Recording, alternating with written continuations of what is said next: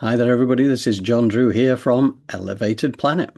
And Jolé Gabrielle here from Elevated Planet, and we'd like to welcome you to today's show, where we have Atlantean wisdom and knowledge on the agenda for today. John is going to tell us more about it.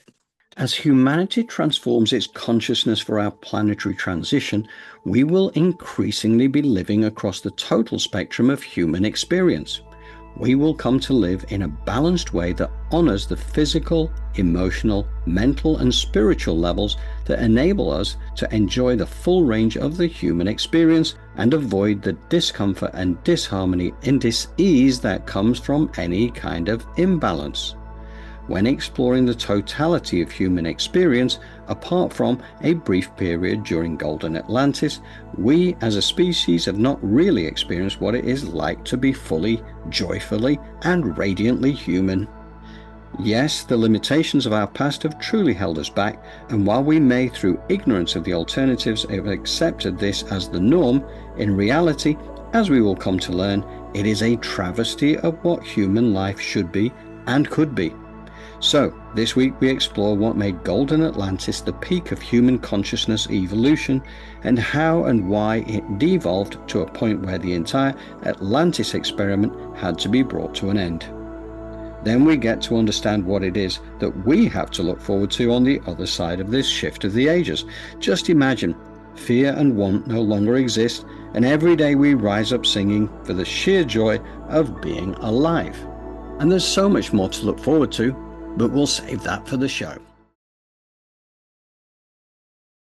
Yes, we've got plenty of that, and we got more of that to follow up with as well, because it was really super interesting going into this, because the whole reason for doing this is all fulfills part of this, the totality of being, right? Where humanity is heading. And to do that, one of the things that really came up was that we can go back in time to evidence a time when humanity was at its peak of evolution, right? Because it wasn't in this kind of, it wasn't in the last few thousand years, that's for sure. You got to go back, and you got to go back to Atlantis, to Golden Atlantis. So as we started digging under the surface of this, what became really interesting is that there were actually 5 epochs, 5 different eras of Atlantis that went back all the way to like 250,000 years BCE, so 252,000 years ago, to bring it up to date. But each of those eras has its own fascination. But the one we're particularly focused on is the, Golden Atlantis. And the reason for that is that it was the high peak of human achievement. So that's really what we want to focus on, because we can dig under the surface of why that was, what happened, why did it degenerate? Why was it terminated? It's really fascinating. So what I've done, we've got this show today, which, talks about the up-to-date stuff is the totality of being, where, this Golden Atlantis from the past. But we've also got another video which will follow it up. Probably, I think it'll be released on Wednesday, which covers all 5 of the epochs of Atlantis. And it is really fascinating. It'll only be, 20, 25 minutes long in total, the video, but it really covers an awful lot of ground. Now, okay, well, how do we know this stuff? Because obviously there is myth and legend and all this kind of thing. Well, it all depends. So again, I come back to the work of Stuart Wilson and Joanna Prentice, and this particular book is part of the source of this week. Okay, brilliant work. Stuart Wilson is the channel for Alariel. Okay, the angel who was one of the group of 12 that supported the Melchizedek consciousness as their teacher, the Melchizedek teachers wherever they went in the universe. And he is also there, and the group of angels are now also there to support the likes of the crystal children, the rainbow children, the indigos, as they help to raise consciousness on the planet ahead of what we've got coming up, which is a transformation, the shift of the ages and all that. So it's amazing work, and it's great to take a step back and share this with you as a community to kind of talk through it, because I think it really helps to settle it down in our mind. So it's not just a case of like an audio book and that's it, you put it to one side. You've got to dig under the surface of this and see what it means to you. I suppose one of the things to mention up front again, as ever, is that Elevated Planet is a donation-based channel. We do have our PayPal details in the PayPal details directly below in the show notes. So if anybody cares to get us a the buy us a coffee kind of value, whatever, we're always grateful and very grateful for those who were able to contribute last week. So thank you, thank you, thank you. And also to like, share, and subscribe if you like the work that we're doing. That means a lot as well because it helps us to get that our work out there wider because we don't measure very high on the YouTube algorithm. So unless we're sharing it with like-minded people, because we do acknowledge as ever that this is no longer a mainstream message. So, but if you know people who are on the journey, and there will be more and more every single week that goes by, there are more and more people who are starting to awaken from the slumber that we've all been through, for many, many decades. So it's an exciting time to be here on the planet right now. So that's what I wanted to say on that one. And I was going to ask Jolé, what would you care to add? Oh, I think you summed it up nicely, but it's really, as always, I just want to remind people to just open your mind and get neutral at some of this information. A lot of this, or for many years, information has been hidden to keep us sleeping, to keep sleeping, to keep giants asleep. So now that we have some of this information, we can then begin to remember and wake up and take in that ancient knowledge and wisdom, which is so important for us in order to tap into what we talk about, the oneness, to understand how it operates within us. Because we're so focused oftentimes on problem solving, solving things outside of ourselves, we don't take the time to get to know who we are, which then can unleash some of this power that we possess. So through this knowledge and wisdom that we're trying to uncover, we need for people to open themselves up because it is a little bit, is it true? Is it not true? But there are breadcrumbs that are leading us here, that are leading us back to ourselves, which is that ancient wisdom and knowledge. So hold on to your hats and let's get into it. Let's do that. And I know this is absolutely right. And we always say, whether you see it as truth or deluded nonsense is basically for you to decide because it's a heart-based thing, right? Don't let the ego mind railroad you into kind of following the old pattern. Keeping an open heart and an open mind with this kind of thing makes a huge difference. And as Greg Braden said before when he was doing his gift of the blessing, if this is not working for you right now, just park it, and then you know that you can bring this information back. If your version of reality starts to fade and you're kind of starting to open your mind to alternatives, these kind of things can come back to the forefront. So it is of its time for everybody. Everybody has their own individuated expression and individuated timings and everything, and that is completely honored. So yeah, but no, I thank you, Jolly. And I was just going to say as well, one of the things I draw a lot of comfort from here is that having explored the work of Dolores Cannon, and we've spent a lot of time covering the work of Sarah Breastman Cosme, who also got this information through hypnotic regression. There are so many synergies and similarities between the two, and that's, to me, that kind of adds to the evidence. Independently researched pieces of work, some of which have been out there for decades, all pointing in the same direction. So but again, how do you feel about it? That is your sovereign right to make that decision, that's for sure. Correct. So what do you reckon, Jolé? We dive in? Yes. Right, we're going to dive into Atlantis, but first off, a little bit from Alariel about the totality of being, and then we step into Atlantis. So bear with me a second, we are going to switch screens. The totality of being. Alariel, as you transform your being and your consciousness, you will increasingly be living across the total spectrum of human experience. Instead of concentrating upon one level, as you have done by focusing intensively on mental activity during the last few centuries, you will value all the four main levels and live in a balanced way that honors all of these. By balancing the physical, emotional, mental, and spiritual levels, which we have called the PEMS continuum, you can enjoy the full range of human experience and avoid the discomfort, disharmony, and dis-ease that comes from any kind of imbalance.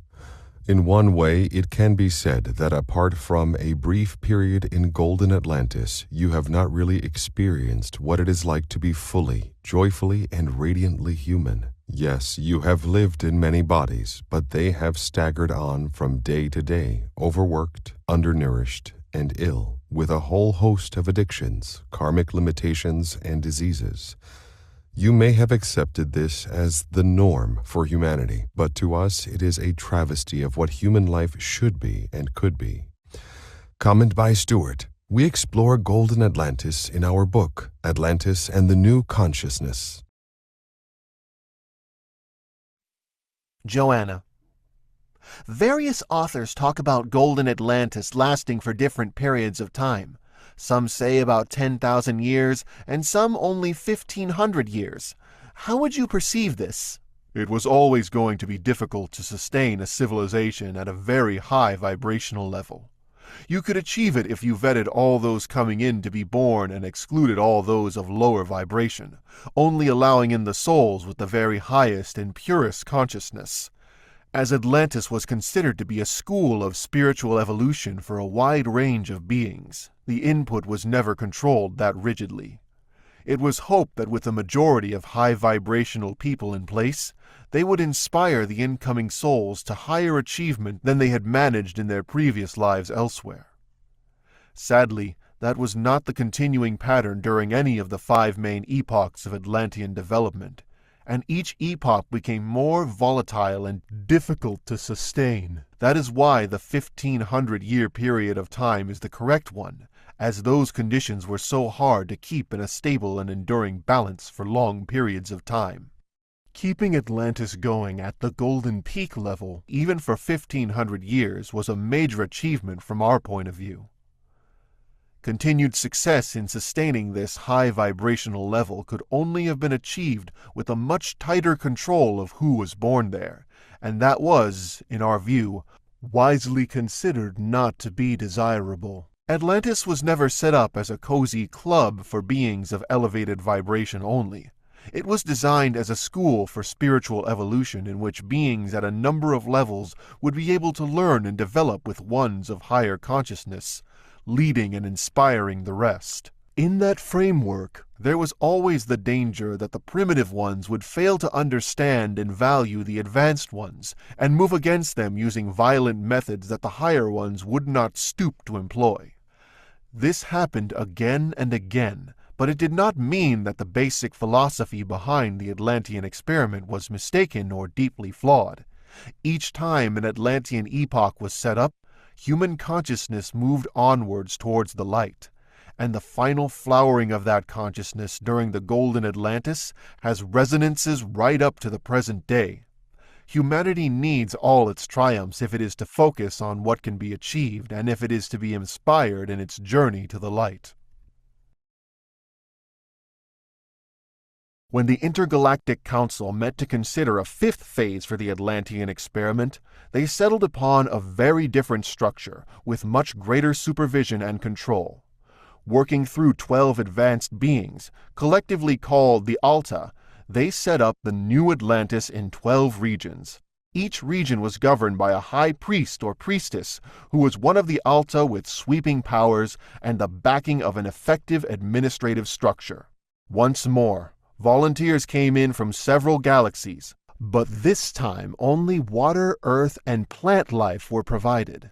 As this meant a more extended period of cooperation was needed, the experiment got off to a better start. Eventually, a golden age of high spiritual and technical excellence emerged, a period that still stands as the high peak of human achievement. Sadly, the period of Golden Atlantis could not be sustained forever. Gradually, selfishness, greed, lust, and overwork crept into Atlantean life and overwhelmed most of the people. The followers of the Wise Ones, who maintained the knowledge that they were children of the light, tried to warn the rest of the people, but they were laughed at and scorned. A twisted society of shallow celebrity, selfish exploitation, and violent criminality emerged, working hand in hand with a very advanced technology that dehumanized people. Animals were overworked and exploited, and then new creatures, half human and half animal, were created through advanced genetic science. These mutants alarmed the angels monitoring Atlantean society more than any other development. An angel has an acute awareness of how physical beings fit into the structure of creation with regard to the soul. Angels know that all animals have a group soul with an angelic being responsible for its oversight. When an animal, through self-sacrifice or continued contact with humans, is able to graduate beyond this group soul, a new human soul is created. This pattern, animals with group souls, humans with individual souls, is an immutable law throughout the angelic world. But now angels were confronted with new creatures that were neither entirely human nor entirely animal. Should these mutants be given human souls or not? A deep level of alarm swept through the angelic host whilst down on Atlantis. Chaos was engulfing the land. The mutants, half animal and half human, were spreading increasingly complex and virulent forms of disease that had never been seen before, and for which even the skilled medical scientists of Atlantis had no answer. Meanwhile, the whole of Atlantean society was already sick for other reasons. The water had become polluted, and health was declining everywhere. Life for many Atlanteans had become a grim process of overwork, exploitation, inadequate rest, and heavy food. In these harsh conditions, alcohol and drug abuse became more and more common. People sleepwalked through their lives and forgot the feeling of love and the meaning of joy. Science and a hard, unforgiving technology dominated life, and creativity and spirituality were squeezed out. As Atlantis went into its final decline, illness, violence, and criminality dominated the society. In addition to these problems, the ever more bold and reckless Atlantean scientists were abusing crystal technology by developing enormous crystals as part of their energy program. Once a crystal reaches a certain size, its power increases dramatically, and the Atlantean scientists had not mastered the techniques for controlling these crystals. Worse still, they were beginning to experiment with a process for drawing power from the molten core of the Earth, a technology so dangerous that, should it be allowed to continue, it would almost certainly have destroyed the whole planet. Given these imminent dangers, the widespread chaos and breakdown of civilized life, and the firm objections from the angelic hosts on the mutant issue, the Intergalactic Council had no alternative. Atlantis had to be terminated, and the great experiment abandoned forever. In 10,000 BCE, the tectonic plates shifted, and the Atlantean landmass fragmented and crumbled down into a vast mass of mud, which would form a maritime hazard for many years to come. The final phase of Atlantis was over, and the golden dream of the highest and most spiritual civilization this world has ever known was now becoming a legend, a distant folk memory in the history of the human race. I find this really fascinating because all this Atlantis stuff is something that really, and I love this actually. When it comes down to it, all the explanations, and you'll hear this if you do listen into our video, which is coming out on Wednesday about the 5 epochs of Atlantis. This is where you learn that, this is Earth School in many ways. It's a spiritual experiment, and it's all overseen by the Intergalactic Council. So up there, it is kind of like, you kind of think of like the Truman Show, except it's a Truman Show of 8.2 billion people and so on. It's so complex, right? But this is what we came to be part of at this shift of the ages. And, it's so fascinating, though, it is to learn about these things. When you're kind of digging under the surface of what happened with Golden Atlantis, that 5th epoch, began at 16,000 BCE, apparently, which is 18,000 years ago. It took 2,000 years of development before they reached the Golden Atlantis stage of the highest point of evolution of humanity, which lasted for 1,500 years. Then there was 2,500 years of fragmentation and devolution until basically the experiment was terminated. So, and not everybody died. We know that because, the likes of the Kalu, which we've heard about a lot in recent months with the work, even to establish the Essene community thousands of years later, they were descendants of Atlantis. The Phoenicians were also said to be descendants of Atlantis. They were typically red-headed, tall, pale skin. They were, advanced in metallurgy, and they were traders. But they had a great deal of knowledge, and that, and it won't be just that, there'll be the basis of other civilizations as well that really came from that era. But it's a really fascinating story. And also, when they began that fifth epoch, they began with the 12 advanced beings, which were known as the Altar, and they were the high priest and high priestesses, each of them ruling one of the 12th part of the whole of Atlantis. Now, I'm very aware, and I've mentioned this before on the show, that Yeshua, in a past incarnation, was one of the high priestesses of the Atlantean Golden Era. Went under the name of Anawa, the high priestess. And this is, again, some of this is not something that I've read specifically, but just joining the dots. We know that there was a high priestess who brought in the light, technology of light, the cosmic energy of love, as it was referred to within the book as well. And that was done during that time in Atlantis. So this is my suspicion. Anawa, high priestess, to become ultimately Yeshua in another lifetime, was the one who brought in that energy at that high level, but it wasn't yet ready to be anchored into the earth. That basically happened at the time of the crucifixion, as we have covered over various shows, how that happened, why it happened. And again, you can just go back into the channel and check that out. But it's brilliant because having anchored it in through that 150-year planning process that led to the crucifixion, that then gave the opportunity for us now to be going through the shift of the ages. So that sacrifice and work that was done by Yeshua, by the Essenes, by all around them, is now coming to fruition. And so this is where we are now getting that upshift in consciousness again.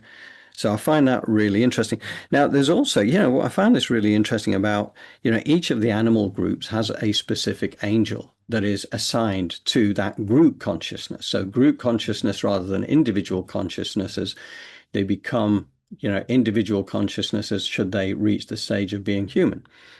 But that angelic being, that caused a problem when again, there's a lot of work on this in Dolores Cannon's work as well, about the messing around with genetics to create half human, half horse, it was just like an abomination, really.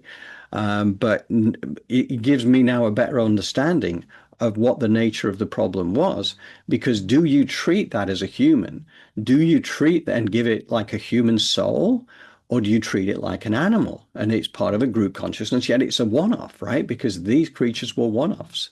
So you can see how all this, energy, this degeneration of energy and misuse of all the opportunities they had did lead to basically what happened there, which was that it terminated in the end. So, but this time around, we're not doing a termination, we're doing an upgrade. We're going up in the frequencies for those who are ready for it. Yeah, with that said, I'll bring Jolé back in for your thoughts. I think these epics and these golden ages and all of that really speak to what we can produce and create now. And when we take into consideration that we are a part of the oneness and get neutral. There's so much happening right now in our world that would have us believe that we're moving towards destruction and chaos and all of that. However, it is really an inside job, because when I was coming up, I was taught that whatever is going on outside in the world really is beginning in us. It's just a reflection of what's going on within us. So the work is here. And I think the Atlanteans and the Lemurians knew that. And they talked about how the angels, once the man and island of Dr. Moreau started happening, the angels were like, wait a second, the balance here is starting to shift. So a lot of the similarities now and then, it's happening again. And so in order for us to pivot this, it's really about inner work, getting familiar with your physical, emotional, mental, and spiritual sovereignty, taking it in and working with that. All of us are struggling. I don't think anyone here is saying everything around me is blissful, unless they're really opting out and they're off the grid, right? But if you are engaging in this, there are moments where there's going to be challenges and disruptions and struggle. But it takes us coming together. It takes us really embracing one another right now to get through this. And that seems to be the narrative, is egotistical, individualistic. And it's just so important right now that we also come together. So these are some of the things that I'm channeling that are coming through me in regards to what we just heard from Alariel, because it's not enough of us. We're all in these silos, afraid of being gossiped about, afraid of our business being out there, afraid of having to support and help other people and take responsibility. But it's just what we have to do right now, or what we benefit by doing, because other people are enriching themselves in such a way we're starting to suffer as humankind. And that is a part of the oneness as well. That's what we're choosing. So maybe getting out of the deprivation, the lack, and the limitation, and understanding that the golden epoch is not just a theory or an hypothesis. It actually exists, but it begins within us. Yes. Yes. And you think about, we're going into this age of Aquarius, which is the golden era now. This is the golden age that we've got coming up. And one of the things I found quite enlightening about that piece again is just highlighting the fact that we've been out of balance, so we haven't had the balance and the harmony because of that Right. PEMS continuum, as you said, the Yes. physical, Yes. the emotional, the mental and the spiritual, only the mental and the spiritual were ever focused upon. So therefore you've got no balance, right? That is how we get Yes. programmed and conditioned. What we need to do is to seek again that balance and that harmony. And it's a work in progress, right? So, but knowing Yes. it is a huge key to actually, because if you don't have a clue as to what's going on, how can you change, right? Yes. You've got to understand the rules of the game. And I think that's what I get excited about over these last few months, really, is better understanding the rules of the game that we're playing, which means that we can play in a meaningful kind of way now and really attract towards ourselves this world of unspeakable beauty, because we Yeah. know that it's an inside job, right? As you say, Exactly. right? And that's where the balance and harmony comes in. And a lot of us are just, wow, because we work in these jobs and we're same place, same thing all the time, and like lemmings in the boxes, right? We don't get in our bodies enough to say, how do I feel? Why am I treating people this way? Like, we're out of our bodies, because being in our bodies is scary, Mm, because of all that we have to deal with and take responsibility for. And balance and harmony, it requires sometimes silence. It requires doing nothing, you know. yeah. And what I mean by require, like when you do nothing, your mind can relax, and now it can think and it can plan and it can go back in the past and go, I don't want that. I want this. I want to change. It looks at behaviors and patterns, and it's able to adapt. But when we're running so fast, the balance isn't there, because we don't have the ability to slow down, looking at those patterns, looking at those experiences in a way that edify us and help us mature. And that's what really brings in harmony and balance, is like the continuum of the PIMS and constantly kind of purging and looking at it and doing something about it. That's the best way I can say. We can look at it all day, but if we don't take action towards balance and harmony, we stay looping, we will Yeah, stay yeah, there. So what yeah, does that look like?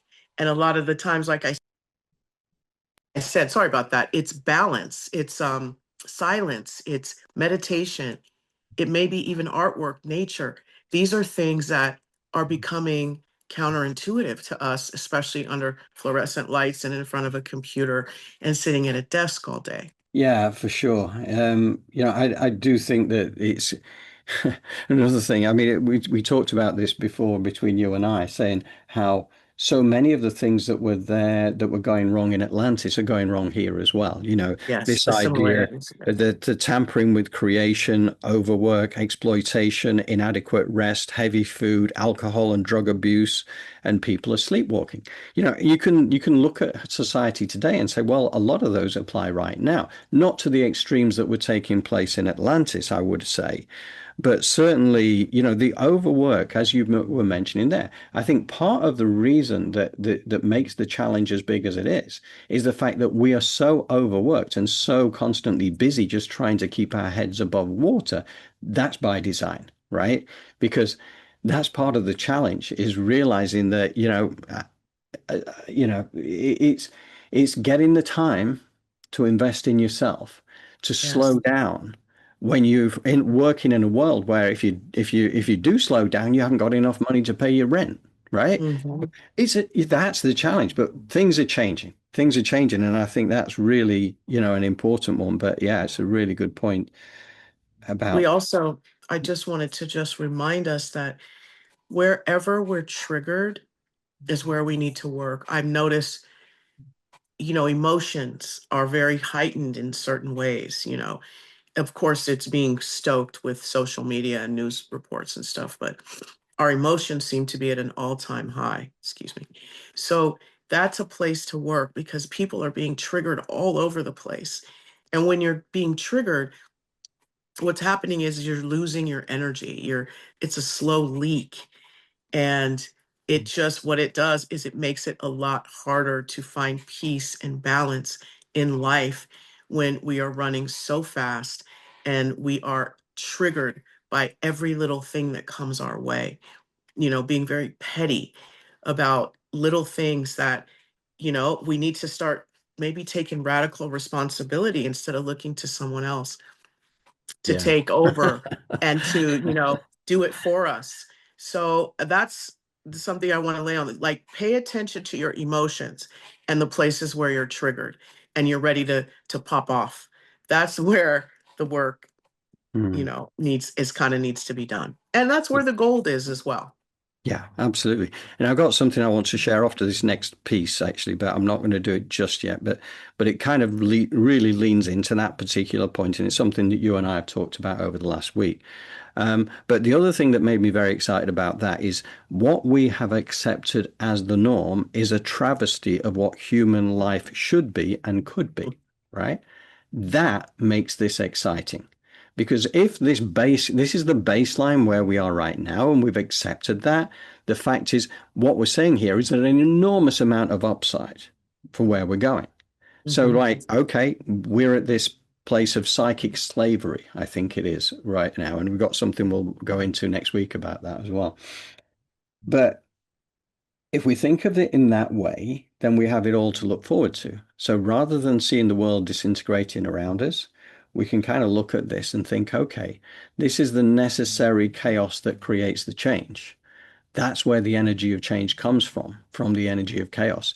And, again, we've said this before, but chaos is a prerequisite for change. So there's an element of that. But in reality, it's also, as you say, stoked up by the news media, by social media, to make things sound far worse than they are, because there's an awful lot of love in the world. There's an awful lot of really positive, kind, compassionate things that are going on in the world. And you really don't have to look too far around your neighborhood to see that for yourself.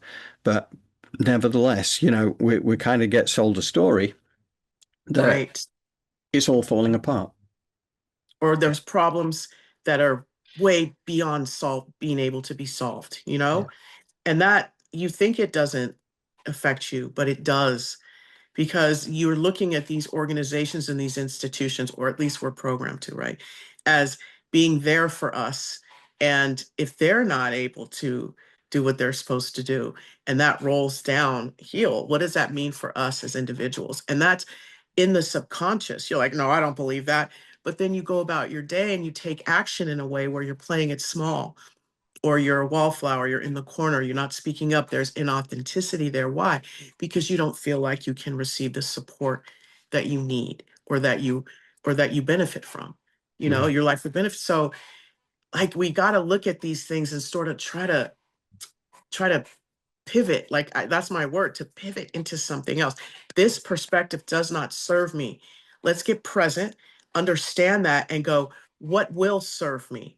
Well, if I Mm. think, if I do this, that, and the other, think of it in terms of action, taking an action.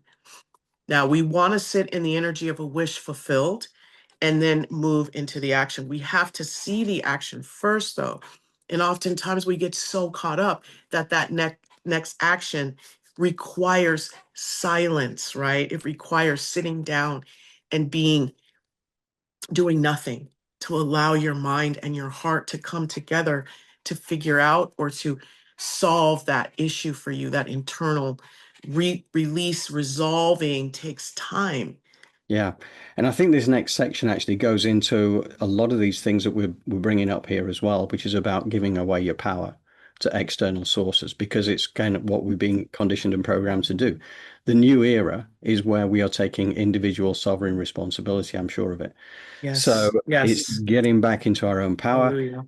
and deprogramming. It's almost like the school of unlearning, isn't it? It's having to unlearn everything we've been encouraged to believe in order Yes. to establish our power back to where it should be, which is here in the heart. Christ consciousness, unity consciousness, oneness consciousness. And it's a beautiful thing. Yes. Yes. And practicality is there. What does that mean? It means taking action. Like more than anything, even though we're moving into sovereign, the reason, what does that look like? Underscored is taking that radical responsibility to take action towards what it is you're trying to achieve. I'm at the front of the line, guys. I'm here to tell you I have no choice, and neither do you. So if we're going to do it, let's do it with joy, and let's do it with supporting one another, because right now it's the road is narrowing, if you know what I mean. And so we used to have so many options. Not to say we don't. Oneness is filled with options. But in this place we're at, moving into the age of Aquarius, it does get a little tight. We're having a rebirth. So remember that and go easy, but take action. Remember, take responsibility. Front of the Yes, line. yes. We're in the birth canal at the moment, Yes, yes. right? About to head out, but that's a constricting path to burst out into expansion. That is where we are Yes. right now. It's exciting. And it's really hard for people to understand. They will think you're supporting darkness and hate and destruction. But all we are doing is recognizing that it exists. It's a part of the oneness, and we'd like it to be absorbed by the light. So calling it out and talking about it and highlighting it in a way that may be positive could trigger some people. Oh, you're a supporter of this and that. No, we don't support any of that.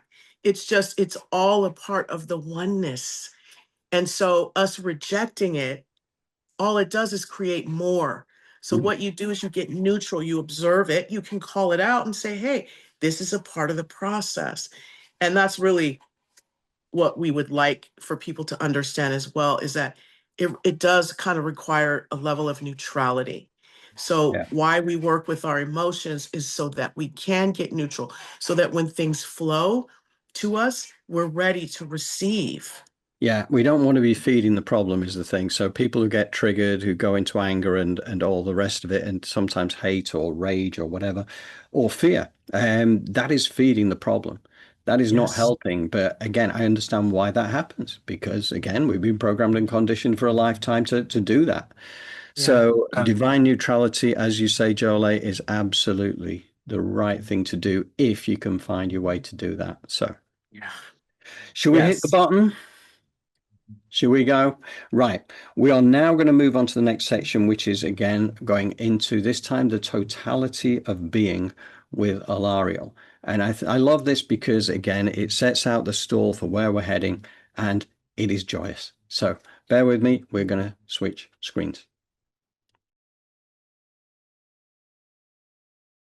Alariel, to us, the ideal of human life is one where fear and want do not exist, and every day you rise up singing for the sheer joy of being alive. In our ideal, the human race enjoys a permanent state of peace, never goes to war, and has no security industry of any kind. No one indulges in criminal activity because everyone enjoys high self-esteem and feels valued and loved. The individual lives in harmony with his or her society, and the whole of humanity resonates with the ideals of light and love. That state of being flows out into a changed relationship within the animal kingdom, which no longer reflects human fear, violence, and anger. A gentle vegetarian humanity now lives in peace with the gentle vegetarian animal kingdom.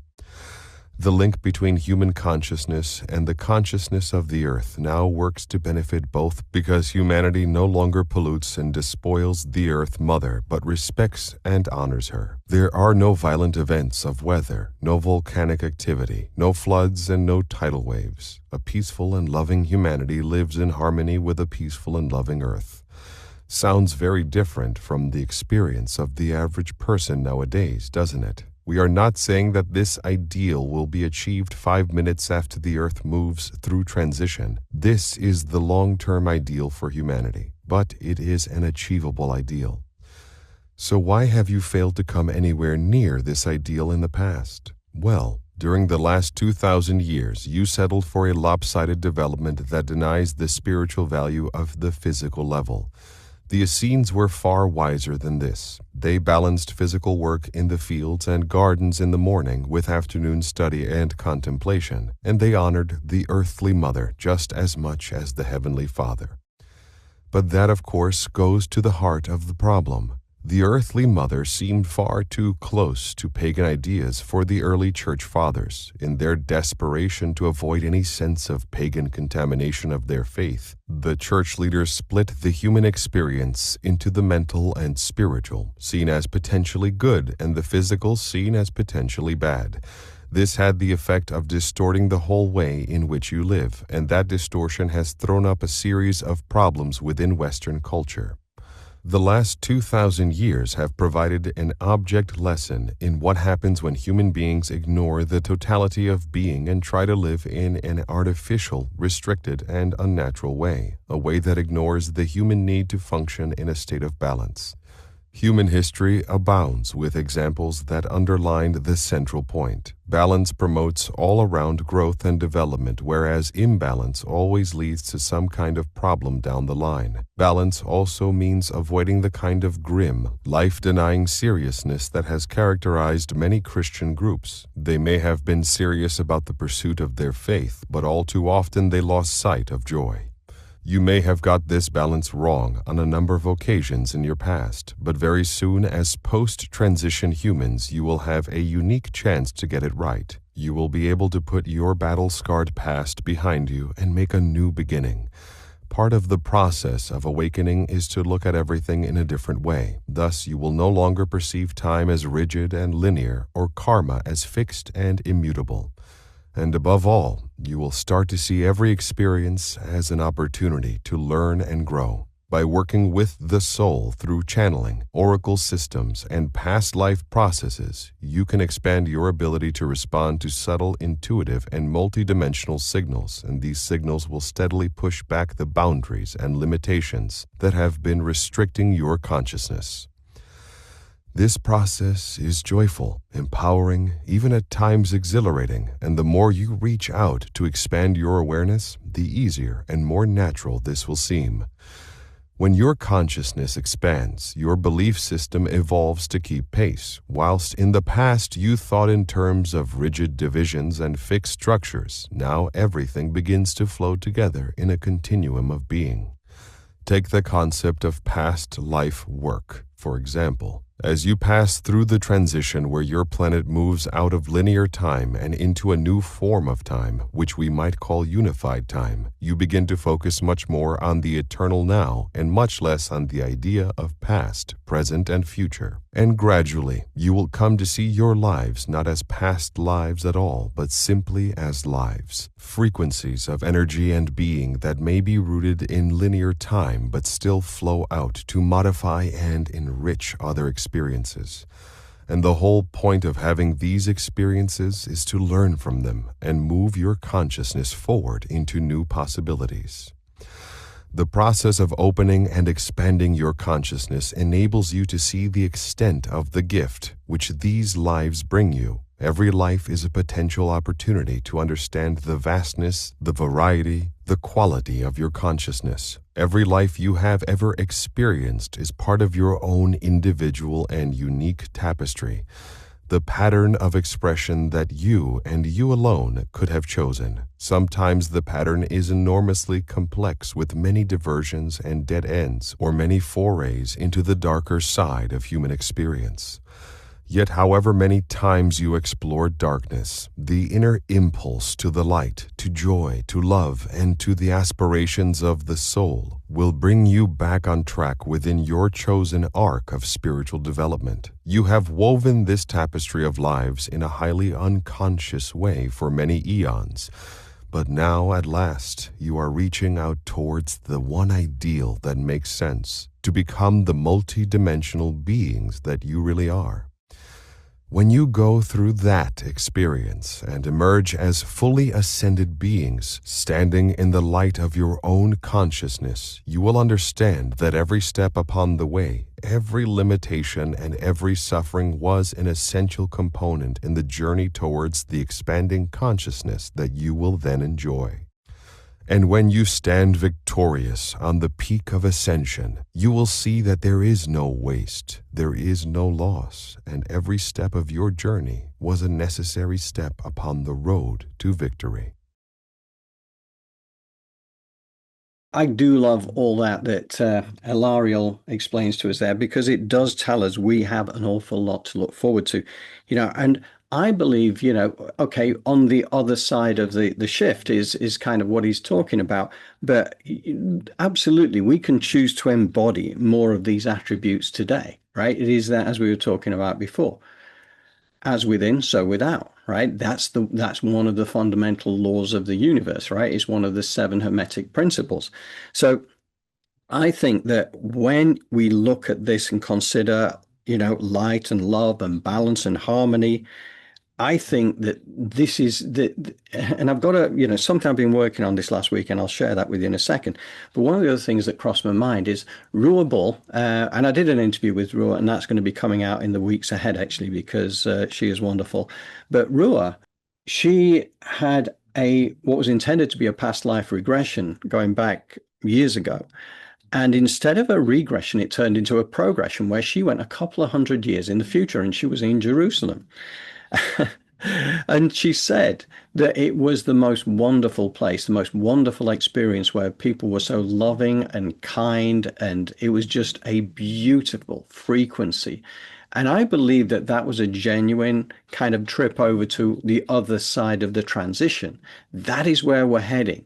So, again, you come back to this, what we have come to accept as a travesty of what the human experience could and should be. We are going to a place which is so much better. So all the nonsense that's going on around us is just a distraction. When we focus here, we are in charge again. We are not giving our power away. We are claiming it back. And, there's a lot of things to consider there. But this is one of the things that I was talking to this. It's almost like my expanded awareness personal program, because obviously going through these shows week in, week out, I learn so much, and hopefully offer that out to the community. But this is one of the things that I put, because it also comes back to the Lao Tzu thing, which is the master's power is like this, which I've repeated on a number of occasions, and I think is a beautiful piece of work, because this is kind of what it talks to. And my thought is, this is kind of my mantra now. I surrender to what is through non-resistance and non-judgment. I trust in the divine universe to unfold the path that progresses me towards my highest expression of consciousness in this lifetime with grace and with ease. I release all that no longer serves. Joy, love, celebration of life, and playfulness are the cornerstones of my experience, and my gratitude is truly abundant. That is kind of what I've written up, and that is what I'm going through in my mind a lot, because it takes a long time to undo the programming, the decades upon decades of programming that encourages to give your power away.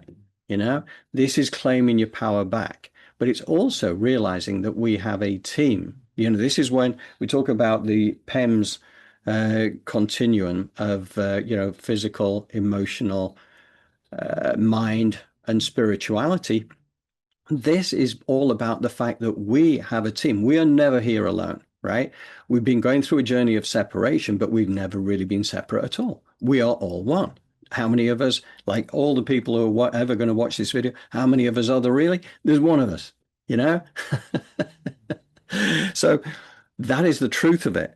But it's how, you know, I mean, to me, that works for me. And I'm not suggesting that's for anybody else. I'm suggesting that for everybody, you may want to explore it for yourself and decide where you are on your journey and how you want to change your programming, right? By repeating that on a regular basis, as we talk about with this moon alchemy thing that Jolé and I are working on, along with Joy Castleman. That is really all about reaffirming all the time your desires. It's creating your reality and taking responsibility to create that reality. So it's all following the same point, and it is a practice. Everything is a practice. And one of the things that puzzled me on this one, I'm going to lean into Jolé's wisdom on this one, but there's a lot of talk there by Alariel about past life work. You know, about looking into what we've learned in the past lives and all this. But then my thought on this is, well, at this point, I don't know what my past lives were. What lessons I picked up from it, I don't know. So I was wondering, well, how do I access that knowledge? How do I get to know what my past lives were so that I know? Now, I know that I have a team up there who do know this. And actually, this is something that Jolé did today for our WhatsApp group, which I thought was really good. And I thought I'd just quickly read this because it's really quite profound. It talks about the ancient remembering. I remember what my soul has always known. The wisdom of those who came before me lives within me. I carry their strength, their knowing, and everything they learned along the way.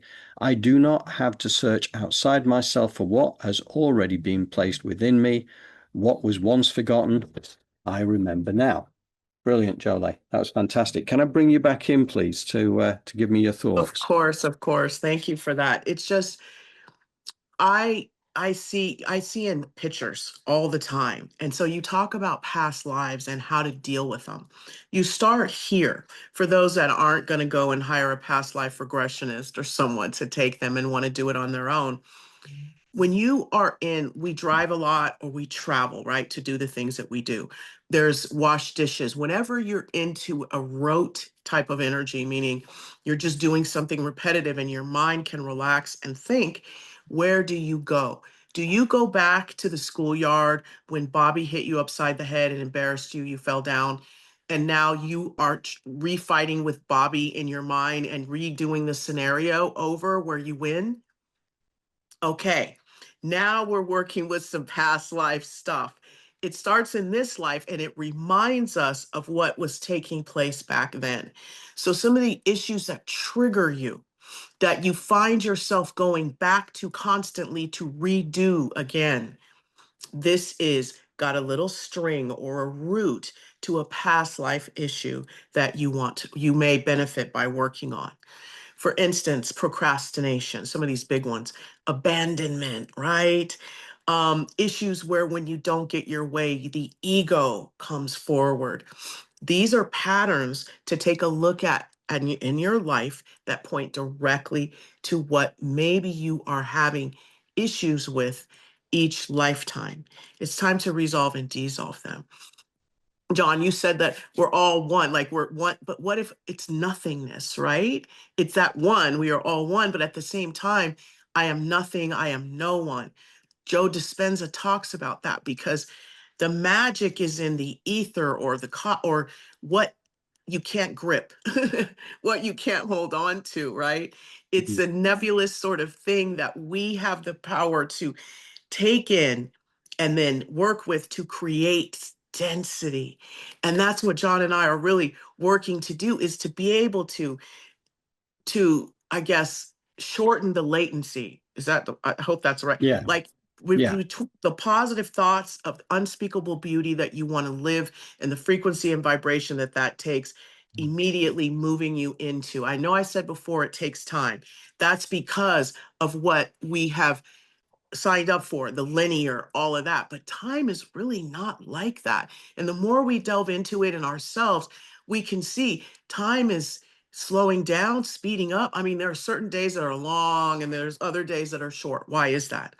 But to get back to it, to get the latency to shorten, it requires us realizing that there's no boundaries when we're doing our meditations, when we're doing those things that raise our vibration. The boundaries go away and we have access to that energy, so that when we come back into our bodies, we have that information, or that whatever you want to call it, to create. The tools of creation are now within us. So I want to just make it clear that you're like, I'm not one with anybody, I'm me. It's about that etheric energy. You want to dissolve who and what you are and become more than. Like, that's the part of the problem about the past. It boxes us in, right? Mm. And so part of that Ho'oponopono, Bobby on the playground, like, I love you. You start going back and you start reliving that, drop into Ho'oponopono, and that starts to dissolve into the oneness. Mhm. So, all of these concepts are great, but unless you have action steps, it means nothing at the end of the day, right? It really doesn't, or it's going to take 1,000 years to get there. So it's like, have some action steps along with the past life regression, or the work, internal work. What is the next step? What do I need to do? Maybe it is sit in silence. I don't know. But I just want to lay that on the table. Oftentimes we think, yeah, that works, but you got to get up and you got to get moving. Yes. Yes, indeed. It's that's very, very true. And is building that practice. And talking of practices, meditation's obviously an important part of this. Do you Yeah, think we head towards meditation? absolutely. Running. Yeah. Yeah, it's 9 o'clock. We'll make it a brief one. Okay, so that's what we're going to do. We're going to head over to for Jolé's meditation now. We're going to be led into it by the some words from Alariel that will line things up perfectly for us. So if you give me a second, we will switch screens and we will begin the magic.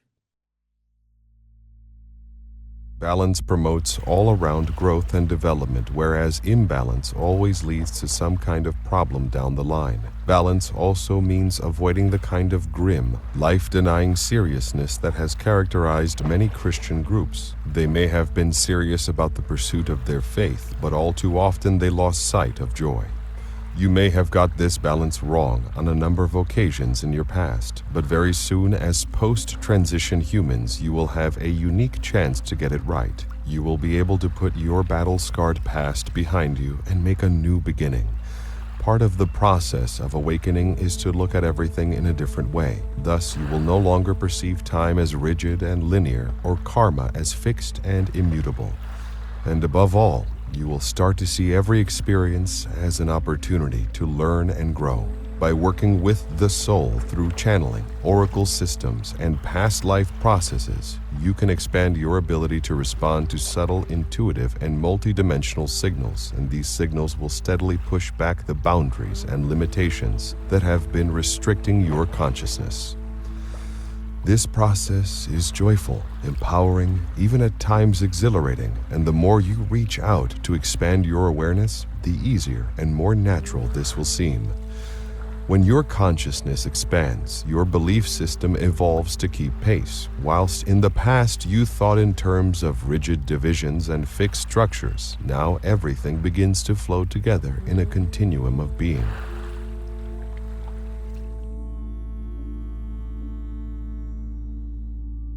take a deep breath in. And on the exhale, relax. Take another deep breath in. And this time visualize you're breathing in unconditional love and divine wisdom. And you're breathing out into the environment unconditional love and divine wisdom. Breathing it in and breathing it out. And this is going to create an energy and a frequency around you, which calls your astral body back into your physical body, fitting inside of you like a hand fits inside of a glove. So as you take another deep breath in, gently, of divine wisdom and unconditional love, and you exhale the same, your astral body is downloading all of the information and communication that it received while you were sleeping. What an amazing tool to have as a part of your power and your glory and your sovereignty is an astral body that can astral travel and receive information from all over the universe, remote view and see. So give yourself the permission. Say to your astral body, you are permitted to remote view. You are permitted to astral travel. And please bring back all of the positive and powerful information that will grow my unconditional love and divine wisdom. Inhale, and on the exhale, pull your aura layer in to be 1.5 feet around you. Use your breath to bring in peace and wisdom and love. As you ground your energy into Mother Earth with the grounding cord that is 6 inches in diameter, connected to your first chakra and made of unconditional love and divine wisdom, rooted into the core of Mother Earth. So familiar. What makes her up makes you up. There's divine communication happening now at your grounding cord with Mother Earth. That divine wisdom and unconditional love is communicating. The dolphins and the whale energy coming in and solidifying your worthiness to be here. The unconditional love that you are, they feel and they see, and they're singing to you. They're singing joy, they're singing laughter, they're singing peace into your grounding cord as that golden rose-shaped scrubbing bubbles, those golden rose-shaped scrubbing bubbles blanket the inside and the outside of your grounding cord. And that dolphin and whale energy swims around your grounding cord, bringing so much beautiful music into this present moment as your higher self stands at the power position, a comfortable distance above your crown, guiding you, leading the ego, making it soft and gentle in a way that creates strong protection to where anything that's not matching your frequency and vibration, you can't even see it. It's not even around you. So see that aura layer just sparkling and bright and shiny, and that grounding cord filled with those golden rose-shaped scrubbing bubbles and that divine wisdom and unconditional love communicating with Mother Earth as that astral body knows it's so happy it has permission to remote view, to astral travel with protection, to be healthy and safe, bringing back that knowledge and wisdom that makes you well as the higher self guides you. and sees that golden path. And all of you listens and defaults to the leadership of your higher self and the knowingness that you are worthy and deserving of all of the blessings that divine wisdom and unconditional love bring you. It's amazing. So as you take a deep breath in, you're going to open your feet, hands, and crown chakras, calling in 15% earth energy of a color that resonates with you, as that 85% cosmic gold comes cascading down, raining down on your higher self and into your crown, as a golden moon appears above your higher self. And it is calling all of your energy back. Why? Because it takes the moon and the sun and all of the elements to bring in that balance and that harmony. We're so familiar with the light.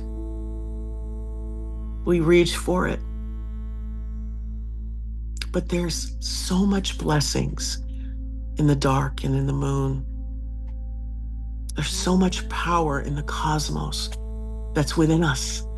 So go ahead and call all of your energy back into that moon, all of the sovereignty, all of that childlike wonder and curiosity with the spiritual maturity necessary to command the darkness, to help in the creation of unspeakable beauty, which takes both the sun, the light, and the moon, the light within the darkness.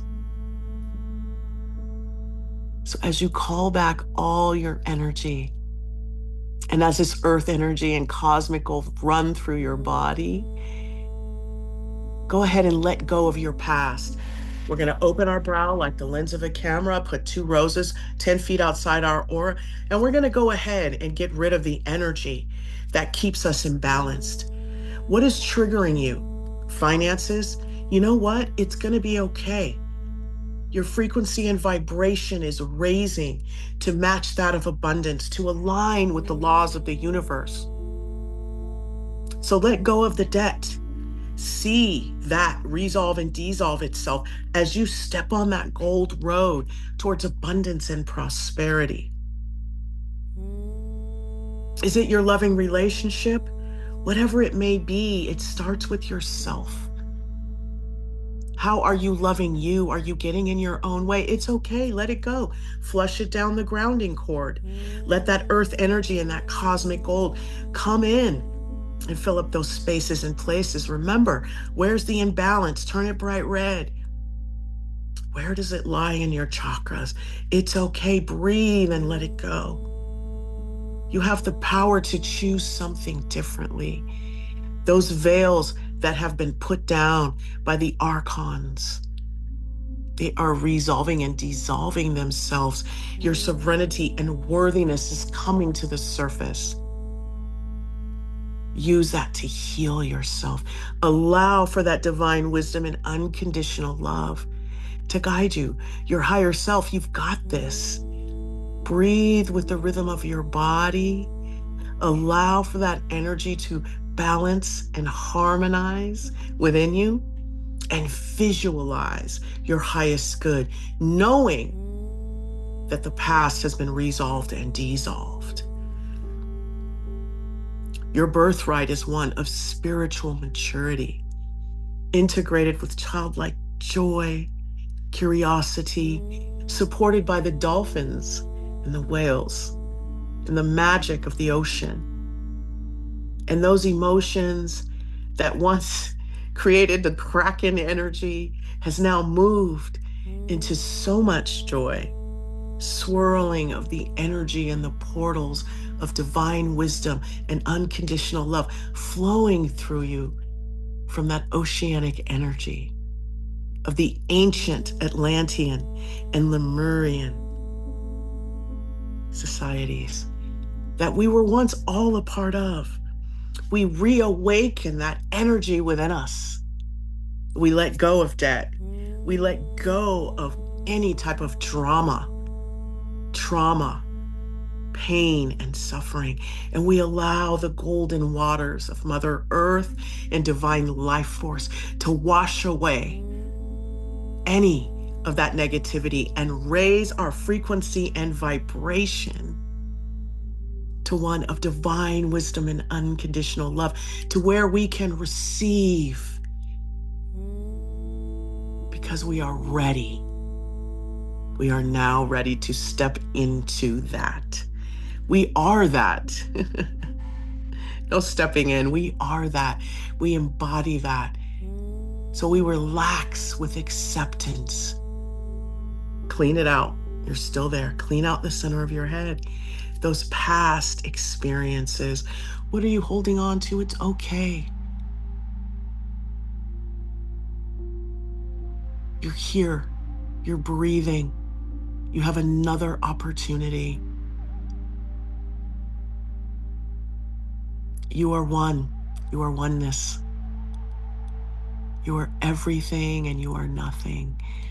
You have access and permission to take that etheric energy and create abundance, create life, create art, create freedom, create value, create peace, all underscored with the divine wisdom and unconditional love. That is balance and harmony. So in this golden moon that has called all your energy back, you're going to see the Creator pour into it balance and harmony. Pleroma has come in and is pouring balance and harmony into that golden moon as your higher self then pulls that golden moon down through itself, and it goes into your crown, breaks into trillions of pieces, mixing in with that earth energy and that cosmic gold life force energy, filling up every one of your cells with that oceanic wisdom and knowledge, the divine wisdom, that unconditional love, that integrity, the joy, the laughter, the expansiveness, worthiness. Worthiness. You are worthy of a life of peace. We are worthy of a life of joy. Allow for that dolphin and that whale energy to just fill you up with so much love and joy. Childlike curiosity, spiritual maturity is who and what you are, who and what we are. So now take a deep breath in, and on the exhale, we're going to give those roses outside our aura layer a push, blow them up, turn them into fireworks, positive, creative life force energy for anyone to use. We're going to take another deep breath in. And on the exhale, we're going to send some of that moon energy down our grounding cord, chasing those golden rose shapes, scrubbing bubbles into the core of Mother Earth, bringing us into the present moment with a grounding cord that is clean, clear, and filled with gold moon energy. Balancing and harmonizing our circadian rhythms on a physical, emotional, mental, and spiritual level. We're going to take another deep breath in. And on the exhale, we close our feet, our hands, our brow, and our crown chakra simultaneously, like the lens of a camera. We take another deep breath in. And on the exhale, we allow for all of this divine energy and unconditional love to settle in our body and our environment. And when we're ready, we can open our eyes.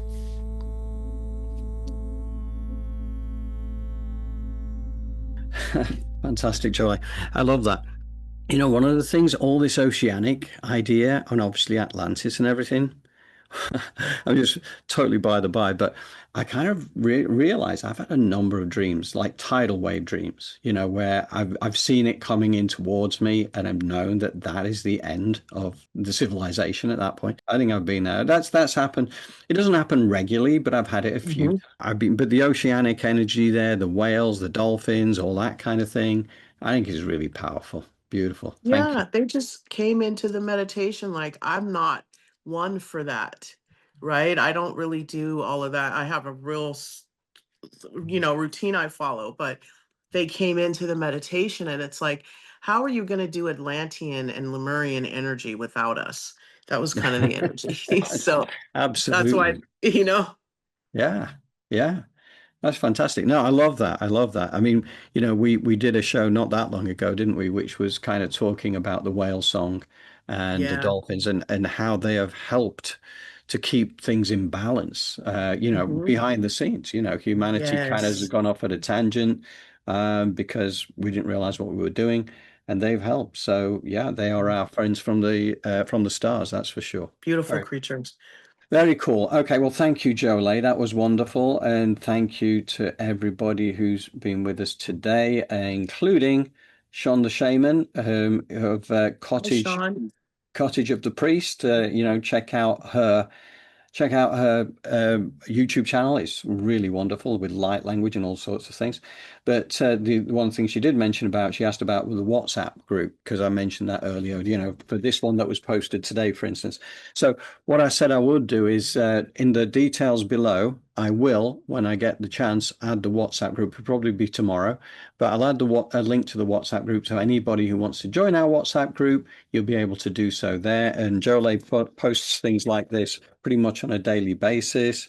Wisdom, and whenever we're doing videos or anything we've got going on, we'll always include it in that. And we also share that with Twisted Reality, our friends from last week who did the Yes. Saguro and the Lionsgate video, which is always brilliant. Tomorrow, the newsletter goes out with the edited version of this show, and I will get the edited version done as quickly as possible because I loved doing it because we can add the images, we can remove all those gray bars that come across the screen every time that we go through the change of screens. So it's a lot tidier. So anybody who is passing anything on to others in the future wants to share, that's the best one to share, and it'll be out before too long. So other than that, Jolay? Like, share, and subscribe, and please pass this on to anyone you think will, benefit from it. And we want to just remind you again that we are a donation-based channel. So please, anything that you give, will be very grateful. Yeah, absolutely. So yes, thank you very much, Jolay. And next week, I feel we're going to be back with more Mary Magdalene wisdom, which actually leans into this show today, in terms of helping our understanding of where we're going and why we are where we are. So it's really fascinating stuff. So thank you again, Jolay. Thank you to the Thank you, community. John. Yes, absolutely. Yeah, and thank you, Jolay, because I know you've been fighting a bit of sickness there as well, Yeah, and yeah. doing a fantastic job of cutting your way through Thank it you. all. Yes, lots Mm. going on, but you know what? This has really sustained me. This community and Elevated Planet has created such a wonderful stairway for me to get transition to the next phase, bridge, whatever. So I'm Yeah, grateful. Thank you. yeah, for me too. For me too. It's a learning experience that I am very, very joyful about, and I learn so much every week. So anyway, thank you, Thank you, everybody. guys. Thank Bye you bye. all, and we will see you soon. Take care.